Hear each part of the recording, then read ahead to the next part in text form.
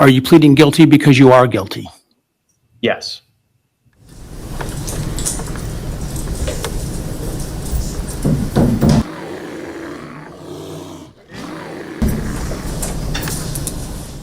Whoa boy, what a week it has been for court trials and plea deals and everything. I've got like three men on my mind. I want to talk about Barry, Bryan, and Stefan. What a week. I've been behind the scenes just taking it all in. I don't like to jump on camera. I never like to go live. And this is one reason you'll find out a couple of YouTubers who went live, at least two, during the Barry Morphw hearing, hopefully haven't ruined it for all of us. So let's talk about Barry Morphw. Barry Morphw, Suzanne's man, and this live streaming drama that happened recently with YouTubers. Suzanne Morphw wrote, or she tweeted, "That's my man." It was some photo of Barry Morphw. I think he might have been hunting. Suzanne wrote that about her man, Barry Morphw, with the heart eyes emoji and everything. She wrote that about him on November 2nd, 2015. And now it's nearly 10 years later, and we get to see her man, Barry, finally start marching towards some type of justice or punishment for what he did to Suzanne, for her death. And let's talk about which one of their daughters was absent from court. So is Barry losing the loyalty of his youngest daughter? God, I pray these words, God's words, whatever, they're hitting her, hopefully right in her heart, spirit, and soul. Let's talk about Barry smiling, all this stuff. Of course, next, I really want to talk about Bryan Kohberger. What a week it's been for the sorority girl slayer, the frat guy killer. Now I don't have to say alleged anymore. He took a plea deal. He admitted it. He stood up full-throated in court, raising his right hand. And I'm like, oh my goodness, that hand. What did that hand do to those kids? Yes. All right, thank you. And now while you're standing, actually, why don't you take the oath from the clerk? Please raise your right hand. Do you solemnly swear or affirm that the testimony you shall give in the matter not given before this court shall be the truth, the whole truth, and nothing but the truth, so help you God? Yes. All right, and Mr. Kohberger, just to make it easier, you don't need to Raising his hand, all tall and proud and thin and stately and still athletic and creepy looking, giving full-throated yes, guilty to 4 first-degree murders.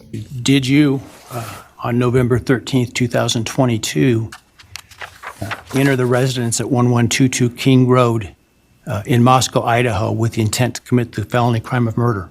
Yes. Did you, on November 13th, 2022, in Latah County, state of Idaho, kill and murder Madison Mogen, a human being? Yes. And did you do that willfully, unlawfully, deliberately, and with premeditation and malice aforethought? Yes. Did you, on or about that same date in Moscow, Idaho, kill and murder Kaylee Gonzalez, a human being? Yes. And did you do that willfully, unlawfully, deliberately, and with premeditation and malice aforethought? Yes. And did you, on that same date in Moscow, Idaho, kill and murder Xana Kernodle, a human being? Yes. And did you do that willfully, unlawfully, deliberately, with premeditation and malice aforethought? Yes. And then on or about November 13th, 2022, again in Latah County, Idaho, did you kill and murder Ethan Chapin, a human being? Yes. Did you do that willfully, unlawfully, deliberately, with premeditation and malice aforethought? Yes. Let's talk about that and when we can expect to see that long-awaited body cam video from August 2022, only 12 weeks before the murders, when Bryan was stopped by police. We've heard it discussed. We've seen the ticket. We've seen the citation from Latah County on Dateline NBC's episode. Whew. But we have not seen the body cam video yet. I can see it like in my mind's eye, can't you? Bryan arguing with the cops, debating, why do I have to give you my cell phone number, blah, blah, blah, blah, blah. We'll talk about when police told me we can expect to see that that video, and I want to talk about all this discovery. I mean, as soon as I heard, was it Monday or Tuesday, whenever we heard like rumors, even I feel like last week, maybe even Friday, that Bryan might enter a guilty plea. But that wasn't verified. And then once Bryan Enton tweeted it, we're like, oh boy, this might really be real.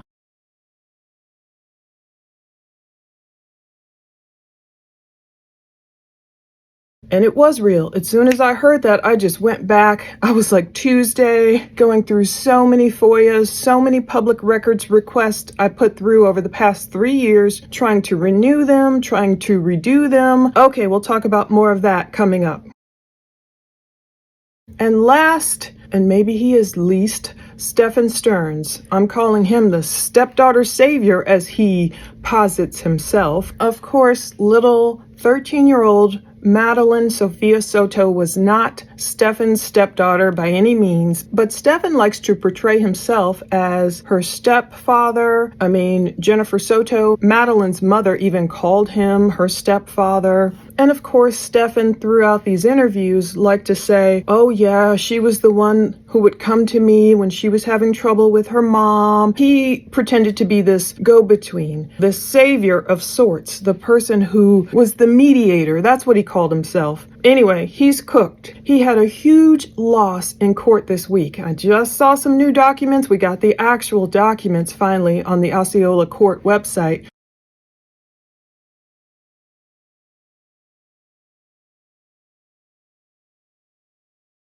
We're going to read those at the end. Stephen is so cooked, I'm thinking maybe he should go ahead and plead guilty like Bryan Kohberger did. Okay, let's talk about these three. I had to throw them together.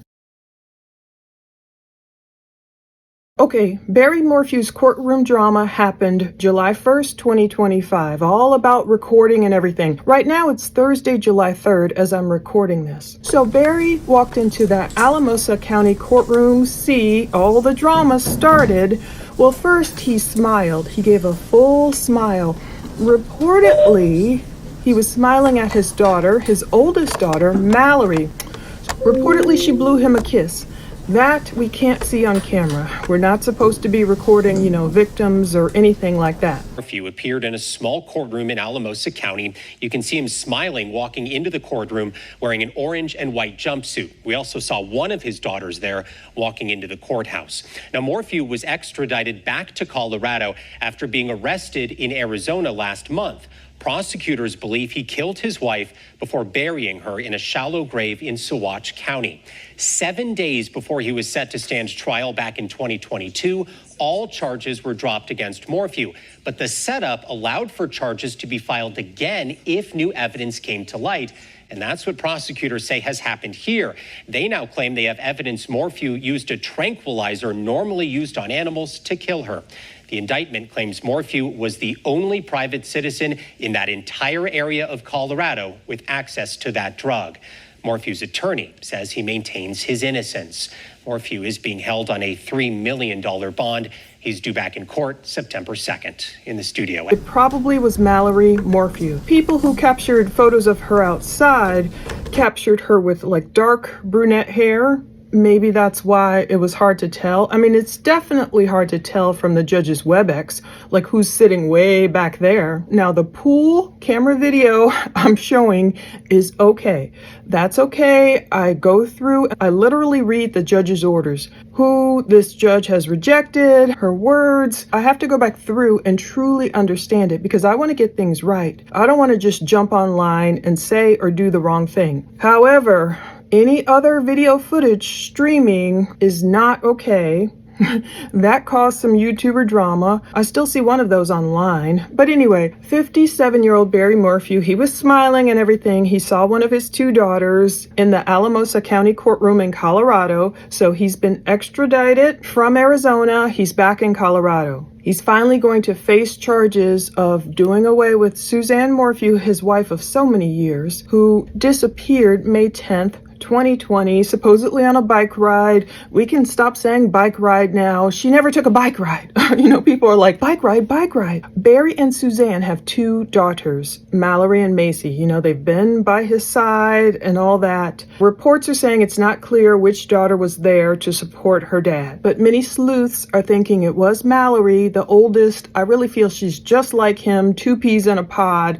It was probably her. And so I'm thinking, where's Macy? I don't know, maybe Macy had something to do, but hopefully in my heart of hearts, I'm hoping and praying Macy is awakening. In my last video about him and them and everything over the years, I thought Macy would be the one to break away. Macy knew more so what Suzanne endured because Macy was staying home even longer, of course, while Mallory was off in college. Macy was privy more so to some of those last days, the last days of Suzanne.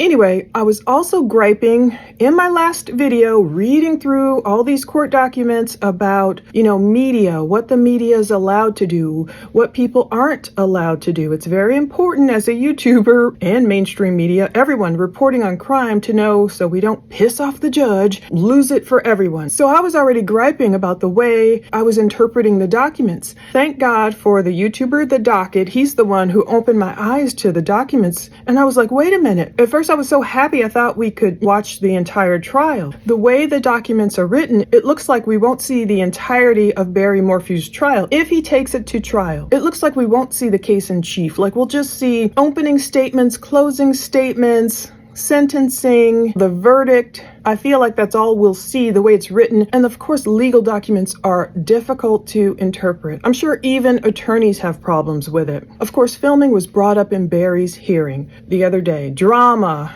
It was Attorney Beller, I believe. One of the attorneys, Barry's attorneys, of course, he's looking for any excuse to kick us out and keep this whole, trial and the hearings and everything behind under wraps. So we can't even see it. So we won't know what's going on. And I hate trials like that because you miss so much. I mean, look what happened in the P. Diddy trial. All the people, the YouTubers that took advantage of the fact that we couldn't see that federal trial. Remember that one YouTube account that created all those lies about who was on the stand and who wasn't? Thankfully, YouTube shut them down. If we had an open and clear courtroom and we were allowed to record everything, of course not minors, of course not victims, but everything, then we'd have more transparency. But no, Barry's attorney Beller was complaining. Any sort of footage captured of the victim, presumably Barry's daughter, it's like, no, don't capture her. That footage shouldn't be published or used anywhere. And he's saying we want to make sure the live streaming public, they may not be familiar with this court's order, is aware of the fact they can't record or take screen captures of any of the proceedings. And believe me, I'd love to be like screenshotting away too and showing you guys, here's the courtroom. No. I'm like, no. Judge Amanda Hopkins presiding over Barry's hearing, she said, I did notice that there were some things being recorded this morning that were in violation of both those orders, these media orders, which sometimes I get it. Some YouTubers might not feel like going through all the boring court documents, whatever. But it's worth it to go through so we know what's what, so people won't ruin it for all of us. We want to see Barry in court as much as the judge allows. And if we can't record it, we just can't record it. If we can't screenshot it, just don't screenshot it. Anyway, the judge said she already noticed there were some things being recorded this morning, this was the morning of his hearing, that were in violation of both those orders that are standing orders in this jurisdiction. I get it. We have to look all around, even if we don't necessarily understand the order written by the judge. Even on her WebEx right there was like, no recording, so we can see it. Be cautious. Oh my goodness. Even Lauren Scharf, excellent reporter. She's covered Suzanne Morphew's disappearance nearly from the beginning and Profiling Evil, great YouTuber. They jumped into another YouTuber's live stream, a person I won't name. I like this person. I like the other YouTuber. I saw people streaming. The judge can do just like we do. Type Barry Morphw, his name, into the YouTube search engine and choose the filter live and see who's live, who's literally streaming her WebEx. Anyway, Lauren and Profiling Evil jumped into one YouTuber's live stream. They were warning them. Lauren wrote, please stop live streaming this. The judge just said not to. don't mess this up for everyone else. So even if we might not understand the documents, it's best once we hear the judge's warning, the judge's admonition, to just stop, just stop. Someone else wrote, nothing besides this hearing will be allowed for streaming to the public. Sometimes people just say stuff without really knowing. But Profiling Evil wrote back, just saw this pop up on my live. Thanks, Lauren Scharf, for calling the YouTuber on this. Yikes, this could really make it difficult for the rest of us. I think the judge made it pretty clear in the documents and during her comments today, includes her personal WebEx, which is playing now. This other YouTuber was streaming it. Err on the side of caution, dropping now. So I agree with them, even though we might feel it's unfair or whatever. I've been in so many different judges' WebExes, and it's like we have to play by their rules. One of his daughters also showing her support from inside that room. He's charged with murder for a second time. Barry Morphw is back in Colorado, appearing before a judge in his new murder case. His face lit up as soon as he saw one of his daughters sitting in the courtroom. This 30-minute appearance in front of Judge Amanda Hopkins was mostly procedural. Hopkins outlining standards for media coverage and courtroom etiquette. Our entire community needs to be able to use this courthouse undeterred. They don't deserve to have to be subjected to this just because there is interest in Mr. Morphew's case. Though Denver 7 did learn about a possible conflict of interest between Morphw and the Public Defender's Office. We would anticipate, expect, and ask the court to appoint the Office of the Alternate Defense Counsel. Prosecutors say they've provided almost all discovery materials to the defense, except for one witness transcript. We're prepared to set trial at any time, but of course we've just given them multiple terabytes of discovery. On June 20th, Morphw was taken into custody in Maricopa County, Arizona. This comes nearly 2 years after Denver 7 was the only station alongside investigators as they discovered his missing wife's remains just outside of the town of Moffett.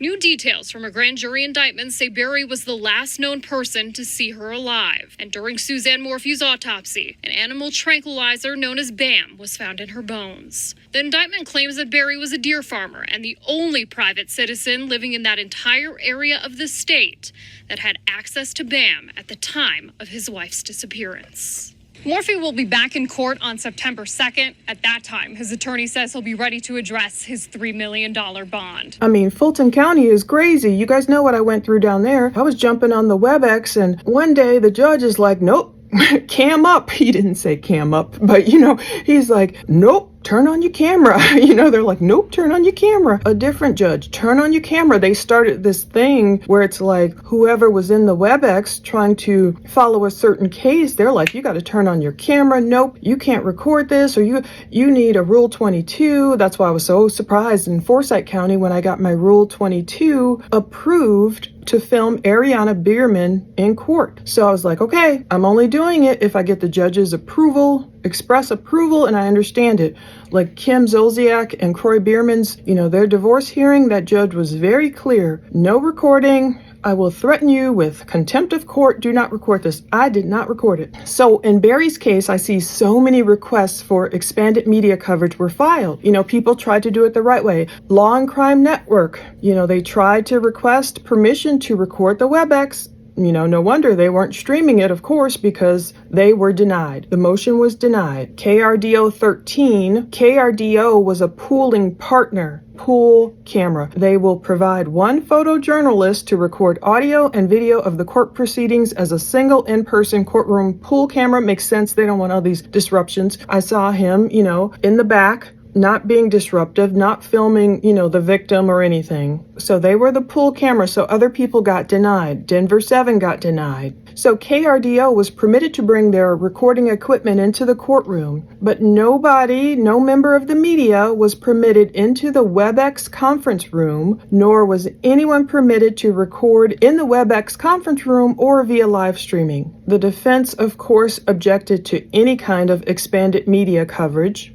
And what's scary is the judge is saying the defendant's request was somewhat moot with regard to the hearing that was already held on July 1st. However, the judge will consider his arguments, the lawyer, of course, not wanting anything streamed, I'm sure. She's going to consider his arguments if he raises them again prior to future hearings. It says all parties, media personnel, and those otherwise concerned are again reminded of the orders previously issued regarding the media, public access, and decorum throughout this case. Oh, that's scary. So we've already had at least 2 YouTubers streaming it live. I saw one person, she deleted her live. The other person, her live is still up. I get it. It's confusing knowing what these judges want. But I hope Barry Morphew's lawyer doesn't use this as ammunition to look back and say, see, judge, see how these YouTubers messed up? They weren't even supposed to record this. Look what they did. And I hope it doesn't blow it for everyone, because at least I want to be able to see it. Even if we can't record it, I understand why journalists record. Sometimes we just record it only for our own use, just to get the quotes correct. It's like, what did that judge say?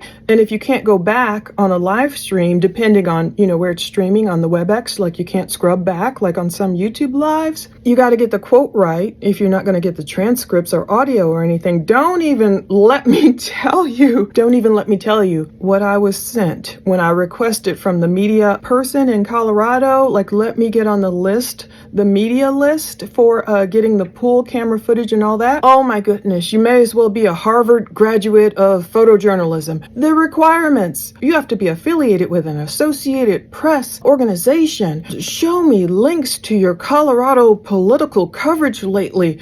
Give me your firstborn. I mean, I was like, you've got to be kidding me. I didn't even respond to that. I'm like, fine, we can just pull the pool videos, which are allowed, straight from the pool photojournalists, wherever they put it. My goodness. When you try and do things correctly, it's like, you got to jump through hoops. But no matter what, that doesn't mean we should break the rules. I get it. Journalists record stuff just to have on their own laptop, just to get the quotes right, to know what even happened in court that day. But as far as showing you viewers, no, we can't do it. So what's next up for the people of the state of Colorado versus Barry Morphw? He has a status conference September 2nd at 1:30 p.m. The hearing is available by live stream in the Alamosa Courtroom C. It's on Barry's court page. It tells you hearing available right here. Alamosa Courtroom C will show up as a drop-down option. Pray to God, after all this mess. On September 2nd, 1:30 p.m. I think that's local time, their time. Hopefully everyone plays nicely and we can still see it. So what we learned is that Barry was ordered to be held in custody in lieu of a $3 million cash bond. I think Barry is kind of out of money. I don't know. We'll see. So the bail hearing, September 2nd, let's hope we can see it. Let's hope no one streams it. Let's hope no one makes this judge angry enough for her to say, I'm pulling everything. Because we've seen YouTubers make different mistakes. That's another reason why I never go live. First of all, I don't know how to do all that sharing. I love watching people go live. I don't know how to do all that screen sharing and stuff they do yet. I could learn, but so many mistakes can happen that you can't take back. Like during another one of, I think it was Barry Morphew's hearings, or was it Letitia, a YouTuber accidentally, the headphones, another reason I hate Bluetooth headphones, it connected with the court. We could hear his YouTube stuff, his YouTube spiel in the courtroom. And I'm like, oh my goodness. So we never know. We have to just be responsible. That's why I fall back so many times. And, I could jump on more than I do, but I want to make sure I'm not messing things up. I mean, this is court. We want to see Suzanne get her justice. We don't want to mess things up, being so eager and urgent to be the one to try and show our viewers what's happening in the court. Not if the judge says no, don't do it. Moving on to Bryan Kohberger. Okay. The sad pleas of Kaylee's family, they kind of fell on deaf ears. That got controversial too. Okay, we know that the Gonzalez family page has been very vocal in their feelings. They seemed kind of caught off guard by Bryan taking a guilty plea. They said they heard mention of it maybe on Friday, but they didn't expect it. It was kind of like an afterthought. I know especially Steve Gonzalez, he wants vengeance. He wants revenge. I respect the way all the victims' families feel. Thank God I've never had a child killed. I've never experienced some violent death of a family member, at least not a close family member like they did. So I feel like I have to defer to the feelings of the victims' families. I understand the families that are satisfied with the plea deal, not making Bryan allocute. He doesn't have to give his motives or his reasoning, although I think he is saving that. He's probably saving it for Katherine Rams, his old teacher. We'll talk about that too. And we'll talk about what we're learning from Vicky Ward. Her book is about to drop in 11 days. Okay, Kaylee's family wrote on Facebook, at a bare minimum, please require a full confession, full accountability, location of the murder weapon, confirmation Bryan Kohberger acted alone, they said, the defendant, and the true facts of what happened that night. We deserve to know when the beginning of the end was. I'll try and get through this without crying. It's another reason I didn't jump online. The emotions were so high. The family of Kaylee, at least, is believing that Bryan got off easy. He escaped, that firing squad or lethal injection. However, he would have met his maker. They wanted the judge to reject the plea deal. At the bottom of their Facebook plea, they put the judge's phone number, and they might have put his email too or whatever. Anyway, Judge Hipler, he admonished basically the family. He didn't call them out directly. We all knew what he was talking about. Judge Hipler opened that hearing, Bryan's, change of plea hearing. He was admonishing people for calling and emailing his office. It, created this, of course, administrative nightmare, taking attention away from other cases. And I'm sure that wasn't their intention, of course. But some people believe this was in poor taste of the judge to treat victims' family members that way. That's why I want to be cognizant of the victims' families. I've really repented for any way I've been just, flippant or not considerate in the past of victims' family members. I mean, they're going through so much pain. But Judge Hipler first said, look, that's not how it works. People don't like he started off this way. Instead of saying, I understand your complete pain, or, just being a little more empathetic. But he's like, that's not how it works. He didn't read any emails. He didn't listen to any voicemails.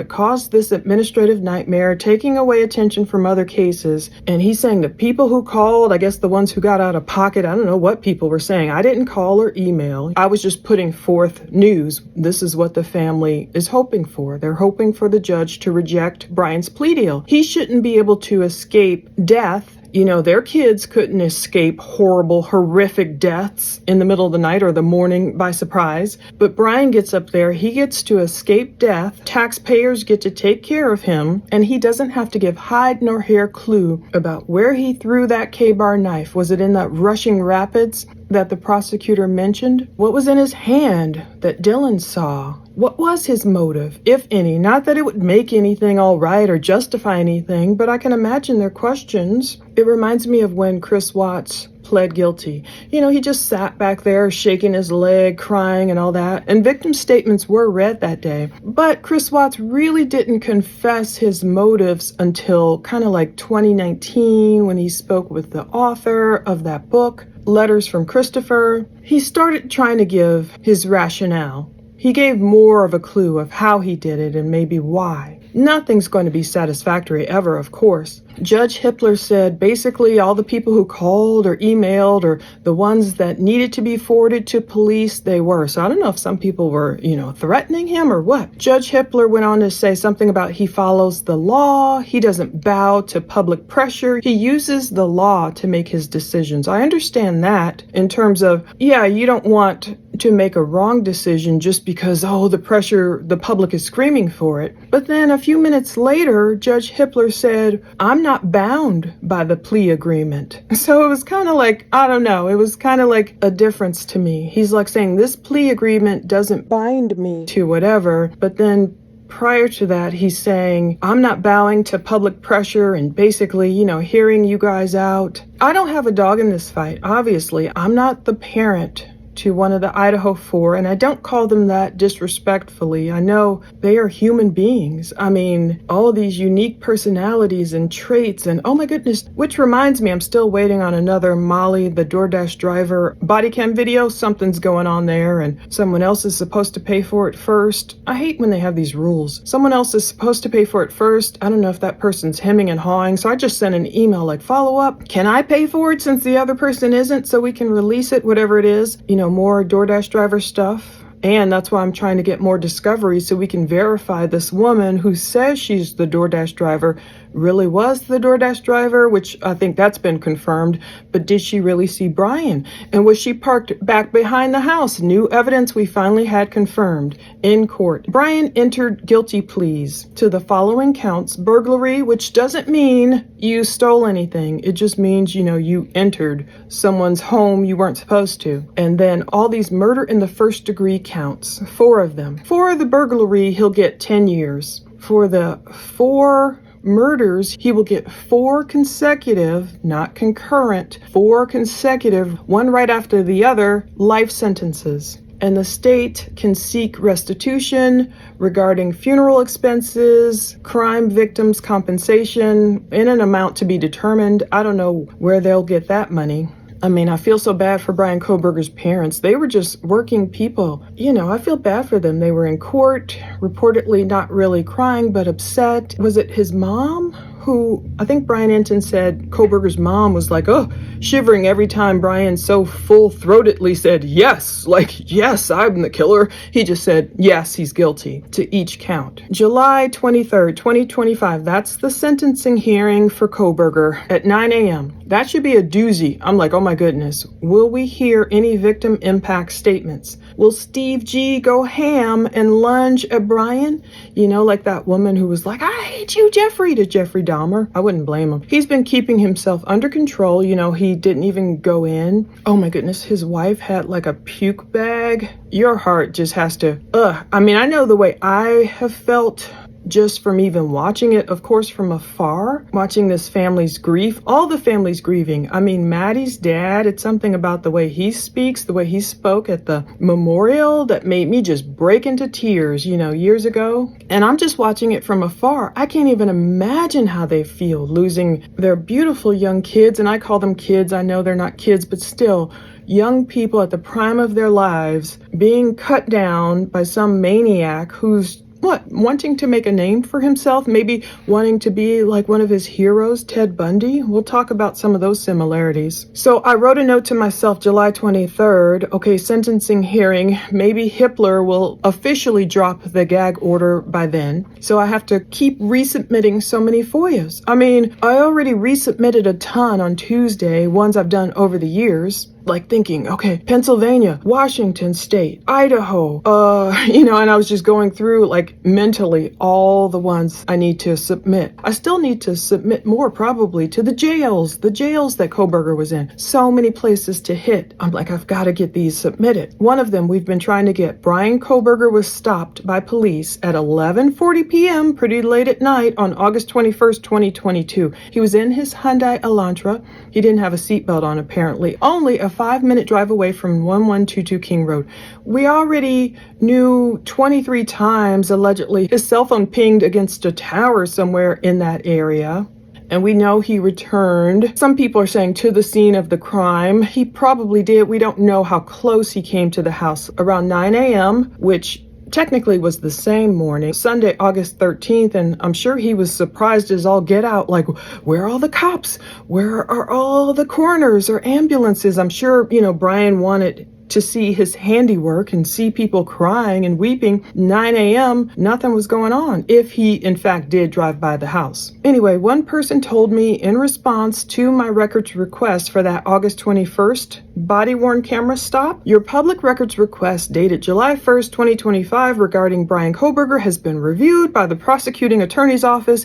It was denied based on Idaho code, blah, blah, blah, and the court-ordered non-dissemination order. I was like, over my friend's house, teaching her how to make AI videos. I love them. Anyway, I wrote back. I'm like, oh, snapping. My FOIA specifically mentioned that the request is for when the gag order is lifted. You know, I'm getting my ducks in a row. Like, okay, I was trying to say, just put me in line now that he's entered a guilty plea, now that discovery can be released. We know Judge Hipler, he kind of talked about the gag order yesterday. I guess he hasn't officially dropped it. But I tell you what, I'll bet you we'll start seeing so much evidence leaking out. I mean, we saw it leak to Dateline anyway with the gag order, so we know we're going to start seeing stuff come out now. The person told me you will need to submit a new request when that happens. So July 23rd, mental note, put in all these FOIAs. However, that is not what Pullman Police Department told me. They said based on the time needed to conduct searches and or review records for applicable redactions, the number of prior pending public records requests, and the workload of city staff who will be conducting the searches and or reviews, we estimate that the Pullman Police Department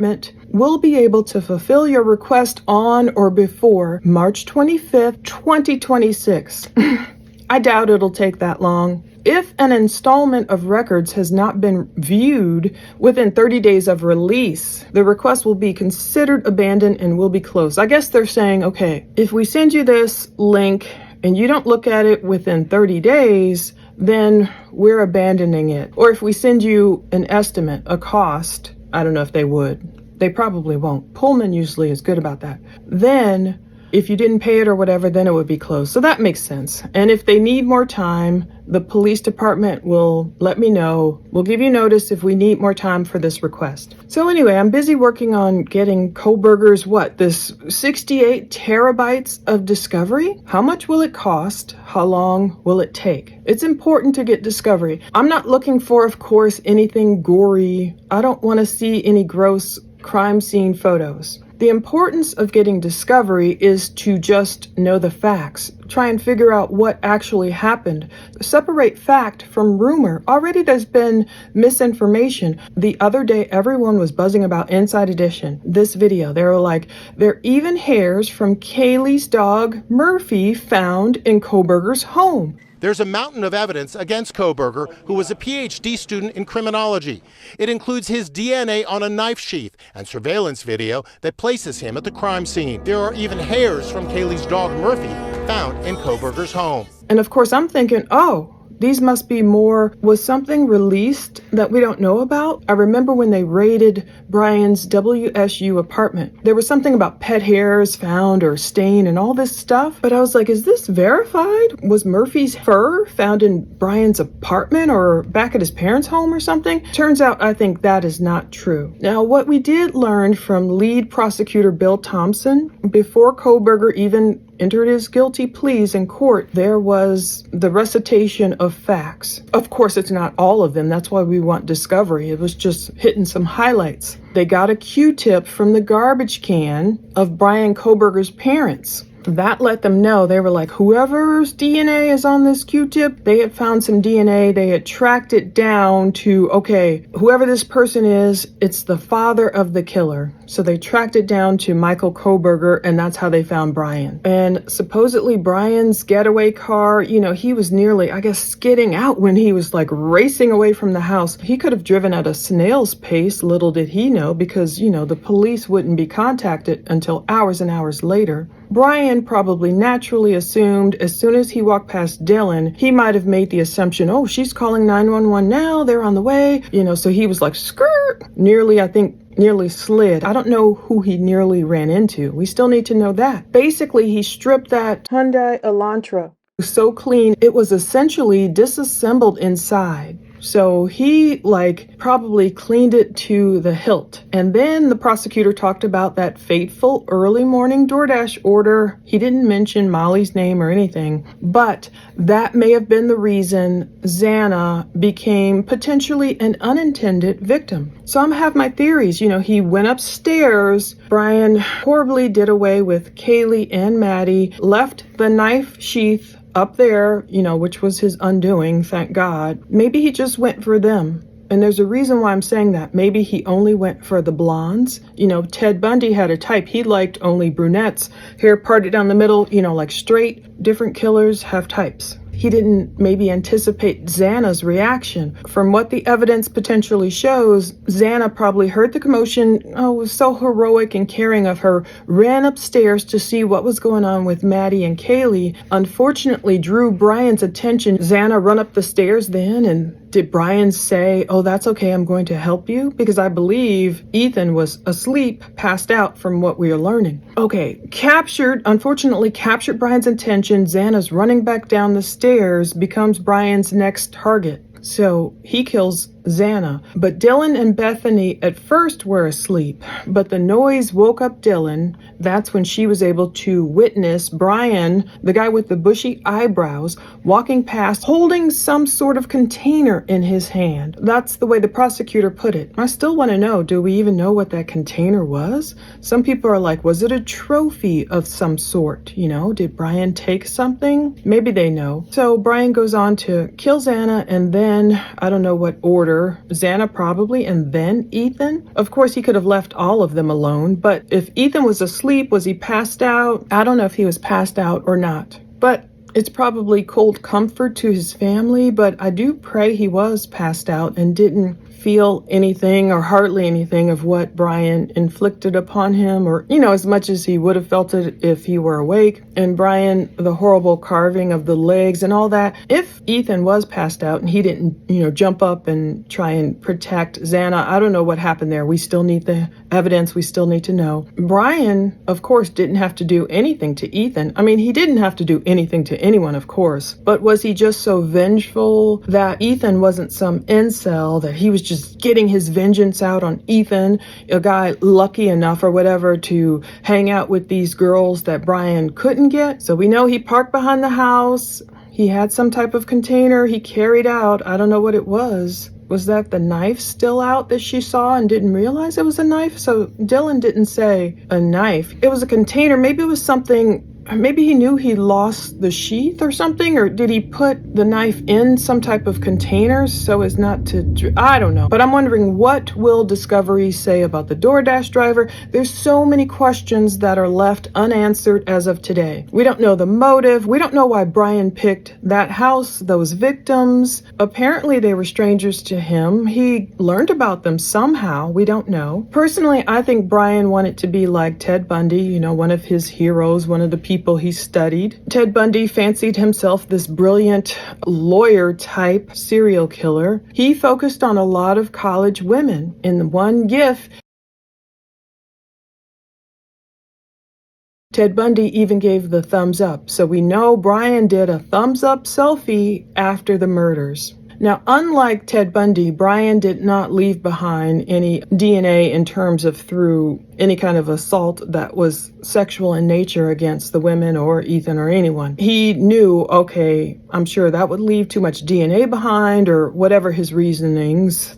At least, thank God he didn't do that. I mean, it's horrible everything he did do. But he did leave that DNA on the knife sheath, and he left it behind. Did Bryan plan on continuing taking people out if he hadn't have been caught? Would he have done it back in Pennsylvania? I can't help but compare him in some ways to Ted Bundy. It was January 1978 when Evil visited Tallahassee, Florida. That's where I went to college. I mean, I was a young girl then. I wasn't in college yet. But I know Tallahassee. So when I heard about Ted Bundy and what he did to the sorority girls there, it just kind of stuck with me. It's horrible. I can't even read all his horrible stuff, but the things that are kind of familiar. This Sergeant Jim Sewell's phone back in Tallahassee rang at 3:26 a.m. He was the FSU Police Department's assistant to the chief and the public information officer. So he had that role at Florida State University, and he was being told about the killings. So I don't know exactly what time they happened, but for his phone to ring at 3:26 a.m., maybe it was close to that time.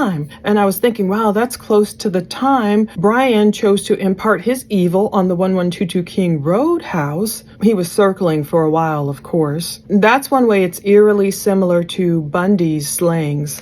So there were multiple homicides at this Chi Omega sorority house at FSU. We don't even know how many people Ted Bundy took out. He eventually confessed to murdering at least 30 women in 7 states in the mid-70s. Some people think he could have begun as early as 1969. Whew, that's the year I was born, my goodness. And he did all sorts of stuff to try and carry on this ruse of trying to pretend to be a helpless guy, oh, I have a broken arm and all this stuff. But before that, in 1974, Bundy entered the apartment of an 18-year-old Karen Sparks. She was a student at the University of Washington in Seattle. He did horrible things to her. She survived, but the beating. And that reminded me of when Steve Gonsalves said Bryan punched Kaylee. And so I feel like that was one of his calling cards or his nod to Bundy, perhaps in a way. There were a bunch of college students that disappeared that year, but then the Chi Omega House, sorority house, it was just outside of the Florida State University campus.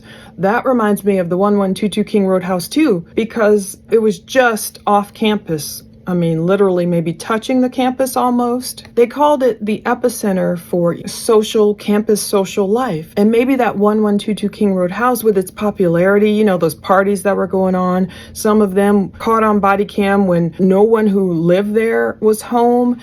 So maybe that was one reason that Bryan was attracted to that house. Oh, it's like a big party house. And Ted Bundy entered that Chi Omega sorority house through a back door with a faulty lock. So just like Bryan, parked up in the back behind the 1122 house and likely came down and opened the sliding glass door, that's likely a nod in a way too to Bundy. And then he fled that sorority house, Bundy did. He ran, he didn't drive, he was running to some Dunwoody Street, maybe in some sort of psychopathic frenzy. He broke into another apartment, another FSU student. He left her alive, beat her up, a lot of people, so many injuries, so many deaths at his hands, slinked off into the night, eventually finally caught. He escaped a couple of times. That was a whole thing. The big difference was the end of Ted Bundy. Ted Bundy was indicted, convicted in a trial. He had his fans too, just like Kohberger. I hear there was one girl crying on TikTok over Kohberger. Oh my goodness, over him. Oh, so unfairly going to jail. Anyway, it was a trial held in Miami due to a change of venue. They didn't want all that in Tallahassee too much. But by January 24th, 1989, he was electrocuted in Rayford Prison. A radio disc jockey played Bacon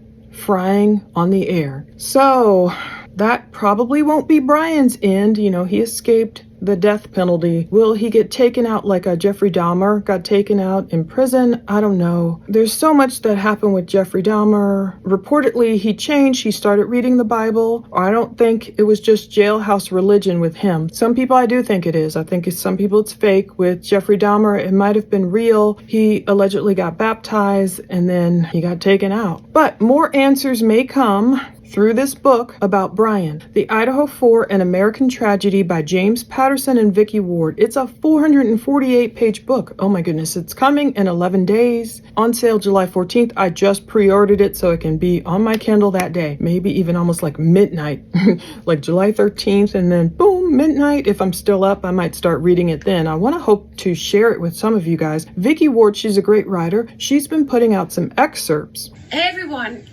So one of the first thoughts I had when I learned about Bryan Kohberger's astonishing sudden guilty plea was that only last summer in the Idaho 4, we report that his father, Michael, told a family friend that his son was innocent and that what happened in that house in November 2022 had been drugs related and that Bryan would be exonerated at trial. He also made some strange claims about he believed the government was watching his house.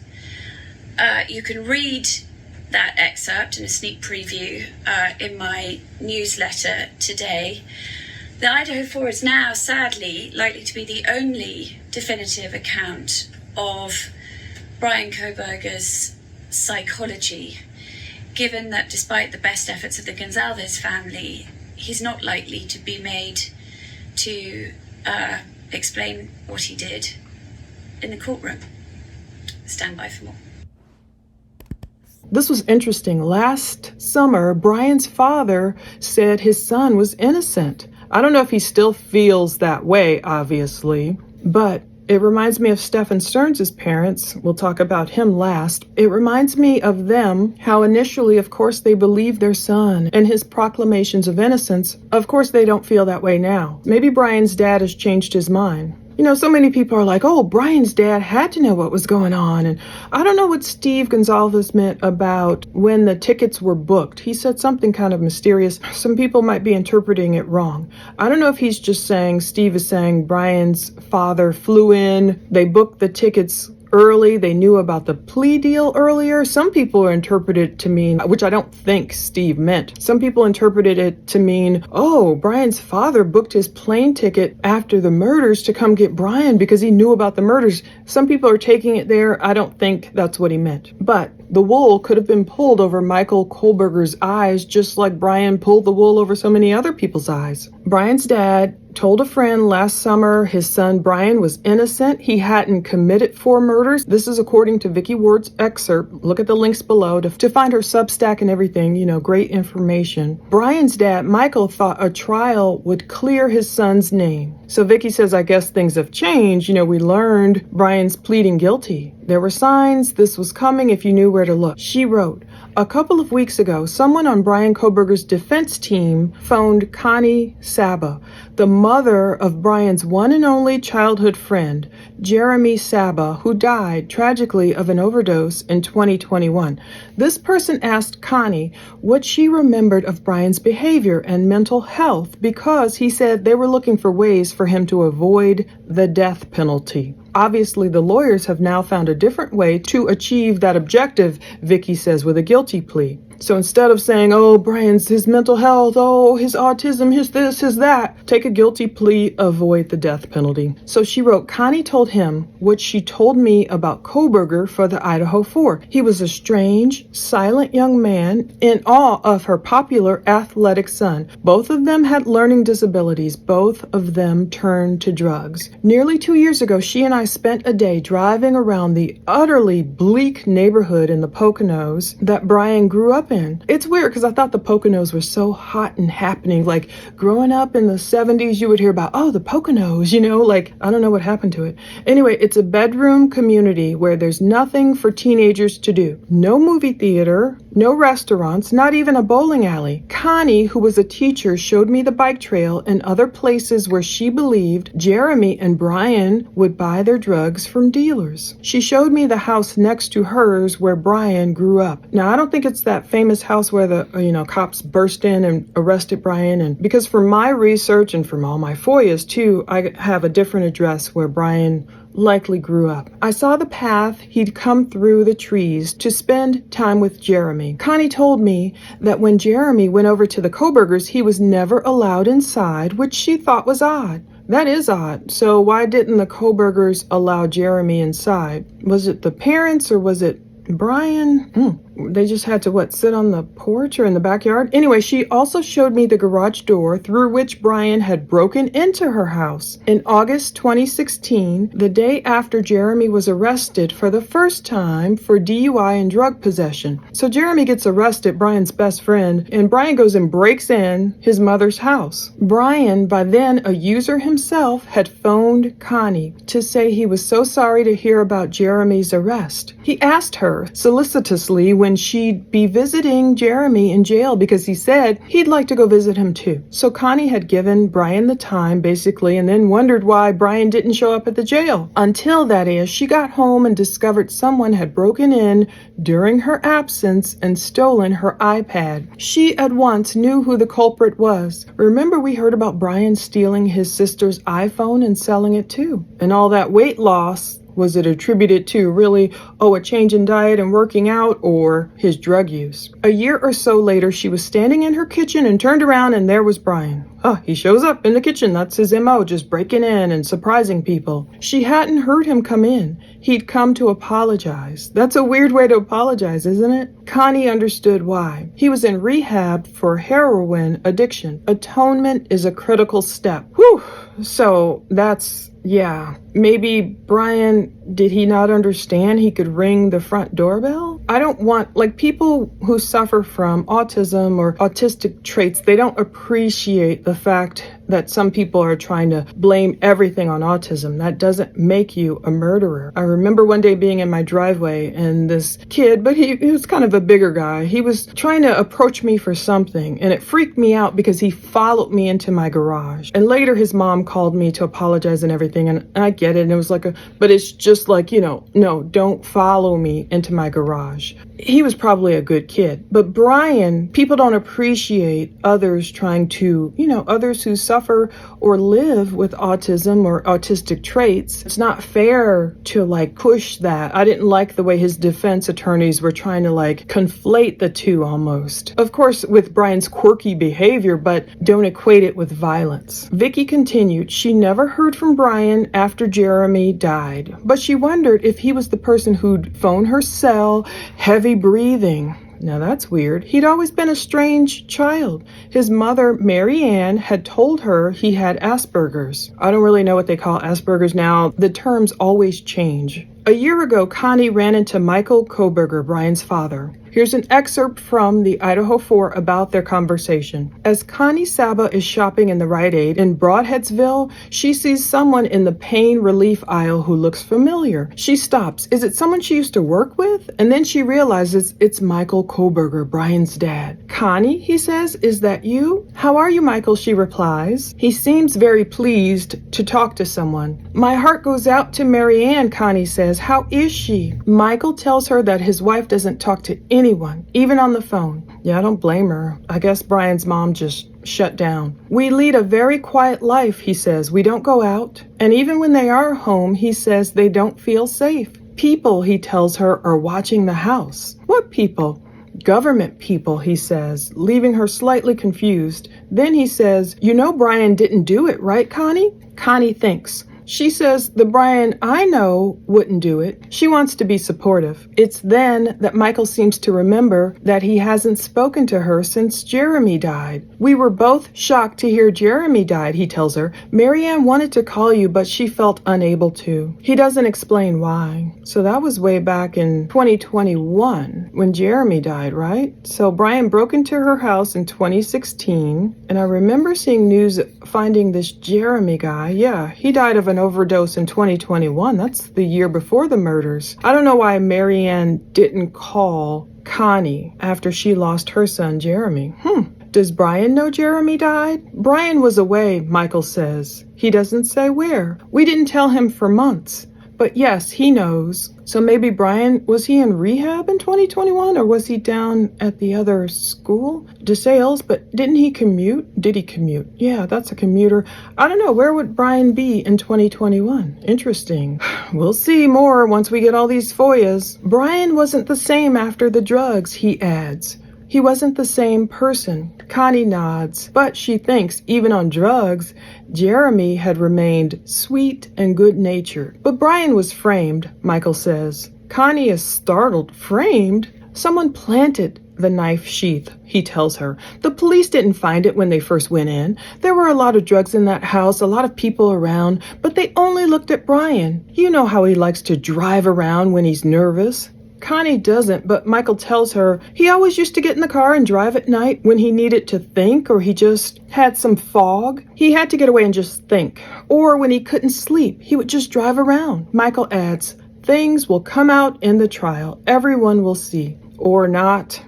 Whew. That's pretty sad to learn that was Michael's thinking back then, last summer. So that was still in 2024. He was thinking that, of course, because you have these people online who are such Bryan fans. I'm not talking about just the innocent until proven guilty, I'm neutral, let's see how the trial plays out, despite all the evidence we already saw. I'm talking about these rabid pro-Burger, he's so great looking, look at his skin, he couldn't have done it alone.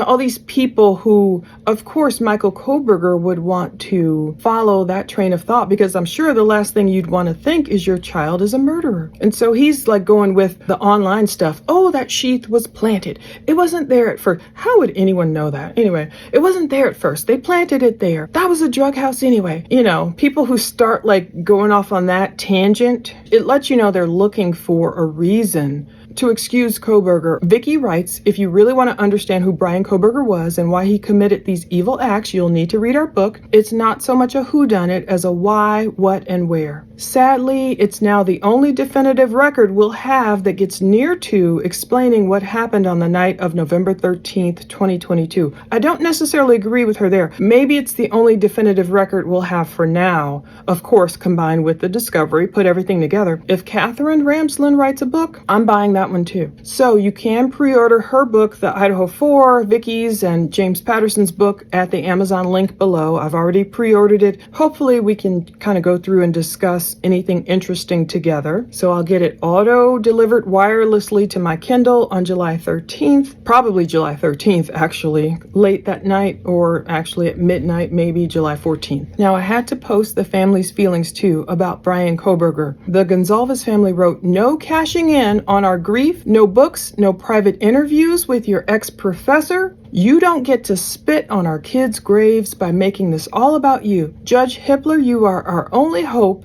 that our child's murderer isn't granted control. So that's what they wrote prior to Kohberger pleading guilty. They know the interviews that are coming and all that. However, they don't have to worry about Bryan making money off of his story. There's Idaho's Slayer statute. It prevents a person who kills another person from inheriting the victim's estate. They can't benefit financially from their crime. Bryan can't, write a book, take the proceeds and start getting all this money on his books in prison. But Katherine Rams, Bryan's professor, she's been speaking out a little bit. She spoke with Brian Enton. She's still under some rule, almost like a HIPAA rule, but for schools where she can't really talk about certain aspects of Bryan's schooling. But if she writes a book about him, I'll probably read that too. She was supposed to be on Surviving the Survivor the other night. I heard it got canceled. I haven't checked for sure yet. Take it with a grain of salt. I heard it got canceled, her interview, because her lawyer, on the advice of her lawyer, maybe she'll wait until July 23rd, like officially. Maybe the gag order will drop by July 23rd and then the floodgates will open. We'll see.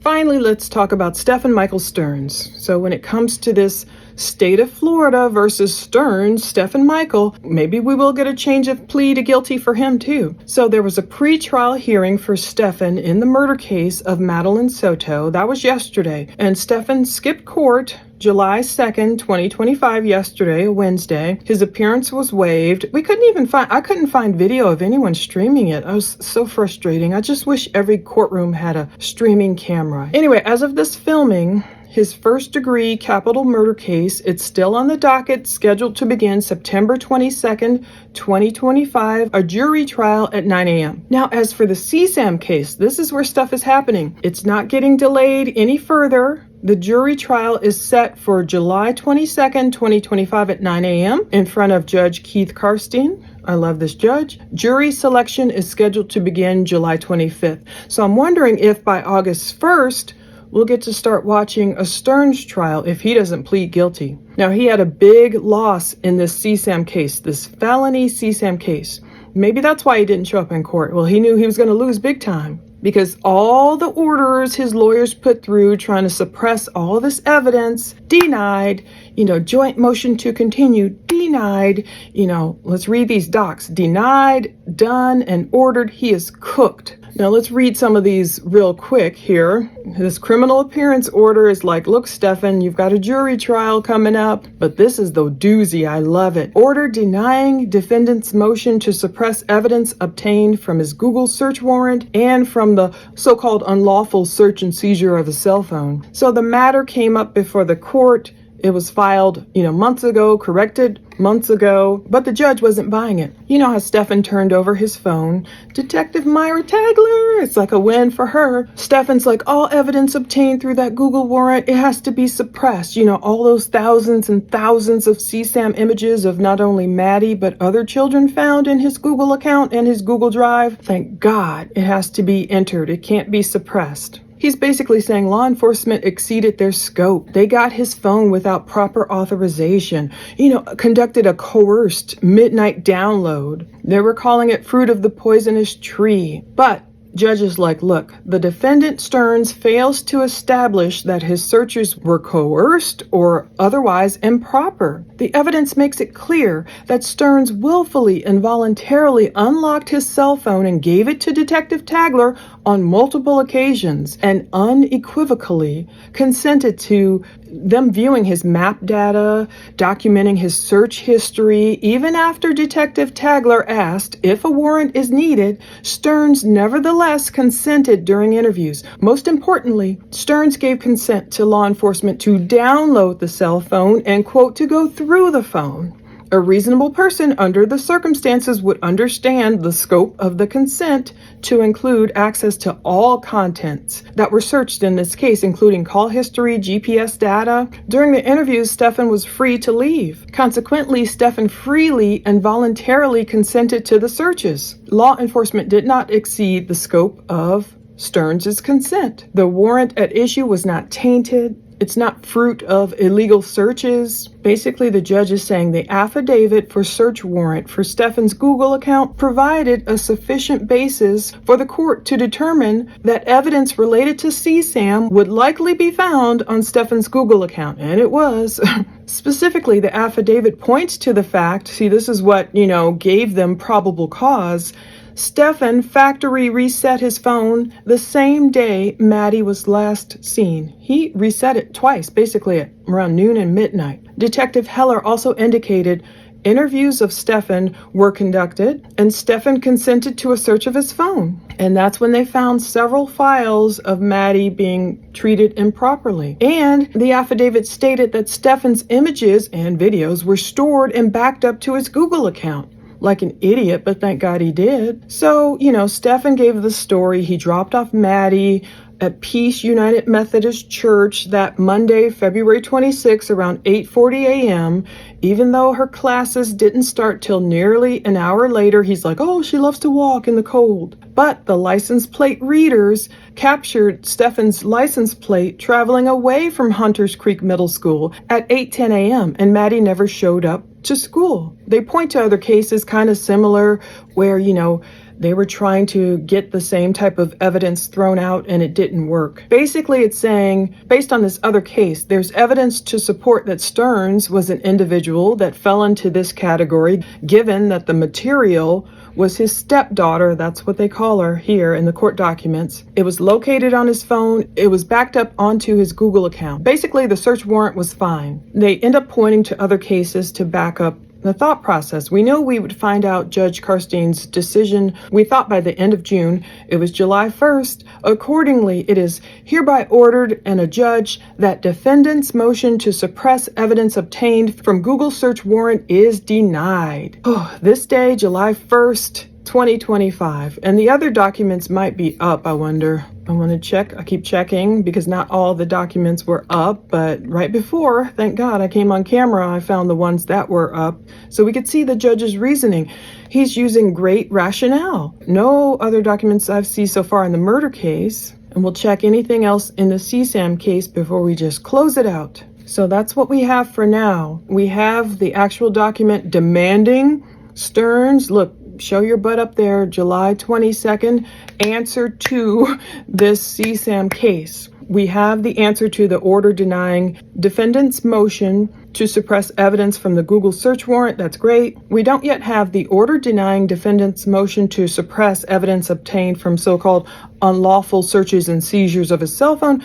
I'm assuming the language will be similar to what we just read, so that's fine. The notice of the hearing, that's, I believe, old potentially, but we know more is coming. Cooked. This is why. There's no way Stephan Stearns can explain away 1,700 images and videos of Maddie Soto in a Google Drive created by him You know, Google can track these things. He can't blame it on some roommate. He tried to do that with his parents. You know, remember that phone call? It was kind of like, and we're still waiting on phone calls, by the way. Still waiting on more. I paid for it months ago. Anyway, remember he told his parents he was trying to like, oh, they thought we were trying to bribe some roommate or something. They said we were trying to bribe them to, you know, let you off and all this stuff from evidence. They found some Google Drive when you live with them or some folder or whatever. He tried to blame it on, oh, my old roommate. He was an IT guy. That was probably his stuff. His mom was kind of having that conversation with him. He can't go that route now. Thankfully, all these years later, like that's why guys like Ted Bundy were able to get away for so long with so much, because there wasn't like license plate readers, DNA evidence the way we have it now, and all this technology. Stefan, with 1,700 images and video of Maddie Soto in his Google account, you know, on a Google Drive, basically with her name on it, her likeness, little girl, being made to do horrible things since as early as 8 years old, maybe even earlier. A little girl trying to watch cartoons. He has her on video saying, oh yeah, you can play with my phone if you hold that in your mouth for 3 seconds. You know, horrible. He's incriminating himself. And then, what about the 35,000 images of CSAM found elsewhere? I think that was on a jump drive. I don't know if he had all those uploaded to his Google Drive or not. That part I need to get clear on. And then don't forget the images we saw already in Discovery that's been released of, you know, Jen's roommate, Stefan, putting his phone under Angelica's door to capture photos of her. Like, there's no excuses. He might as well take a plea deal to avoid Old Sparky, or however they get rid of people now in Florida. Florida does not play like Idaho, let me tell you, or Washington. Florida is about to set the record with 9 executions in 2025 under DeSantis. The latest is the Okaloosa killer. Okay, so Governor Ron DeSantis, he signed a death warrant for this Edward Zakarzuski, I don't know, a former Eglin Air Force Base airman. He strangled his wife. He hacked his 2 young children to death with a machete inside their Mary Esther home in 1994. So see how long that's been? That's been, what, 31 years. His execution is set for July 31st, just 2 weeks after the one that is set for death row inmate Michael Bell on July 15th. Most recently, the state put to death Thomas Gudinas on June 24th. So that death warrant for the first guy was signed July 1st. So his death, assuming it's not stopped by the courts or anything, it'll be the 9th. The governor has ordered in 2025 a modern era record for the number of executions approved by a Florida governor in 1 year. Some people like it, I'm sure. Some people hate it, I'm sure. In 1984 and 2014, the governors at the time, the late Bob Graham and the current U.S. Senator Rick Scott, each signed 8 death warrants.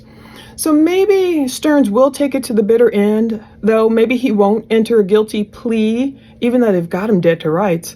Maybe he won't enter a guilty plea in order to avoid the death penalty, because remember when both Stefan and his mom said they'd almost rather he be on death row? Because first of all, that takes forever. It's taken 31 years to get rid of this guy who strangled his wife and did such horrible things to his 2 young children. Stefan knows it'll take forever. He talked about appeal after appeal. We'll see what happens. 1 Samuel 26:10. As surely as the Lord lives, he said, the Lord himself will strike him, or his time will come and he will die, or he will go into battle and perish. So that's why I've been reading about David and Saul. King Saul was trying to hunt down King David because he knew his potential. He knew the promise on King David's life. He knew David was the apple of God's eye. He was overcome with an evil spirit, many times with jealousy. Is that what happened with Bryan Kohberger? Overcome with an evil spirit, not living life the way he wanted to live it, not getting the girls he wanted to get. Is that what happened with Bryan? And he just let it overcome him? Was he still on drugs? Like, what else are we going to find out from these books, from Discovery? Oh, how much is Discovery going to cost? Will they give it to us like they did Chris Watts' Discovery? Initially, it cost nothing, if memory serves. They tried to put it on one link and that sucker crashed. Then they took it off and tried to put it back. And then this one other great YouTuber, I'm trying to remember her name, she paid like $2,500 for it. Who knows what Bryan Kohberger's Discovery will look like, whatever is releasable, so we can understand. Of course, the goal is to prevent the next Bryan Kohberger, the next Ted Bundy, heaven forbid. That's why I like to read about their motive. That's why so many people want to know their motives, because it's so senseless. And it's like, why?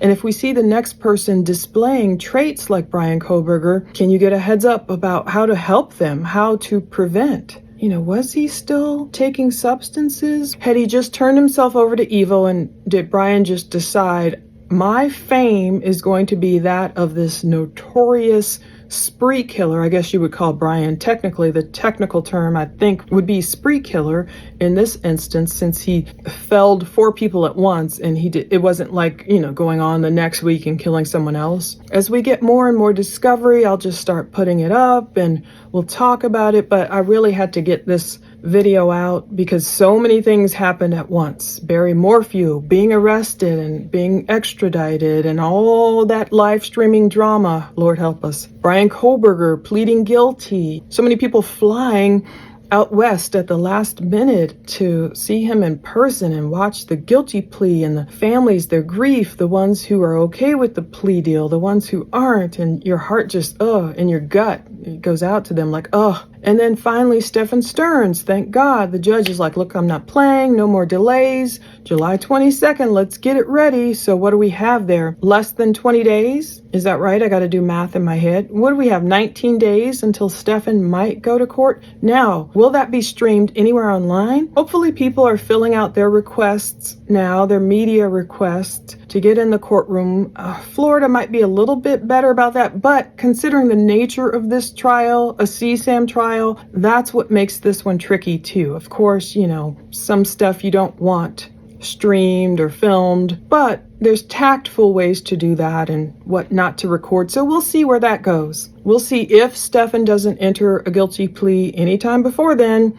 Maybe that'll be the next trial we will get to see. So, what did you think about this week? Oh my goodness. Everything just seemed to come to a head at once. But thank you so much for watching all this. And I had to put all these 3 guys together because it's just so much information coming at us at once. Maybe next I'll separate some videos like I tend to do, because some people who are following the Barry Morphw case aren't following Stephen Stearns' case, or those who are following Kohberger's case might not be following Stephen and Barry's case, but either way. Hopefully it was very informative. Stay tuned. Of course, we have a lot more to continue talking about.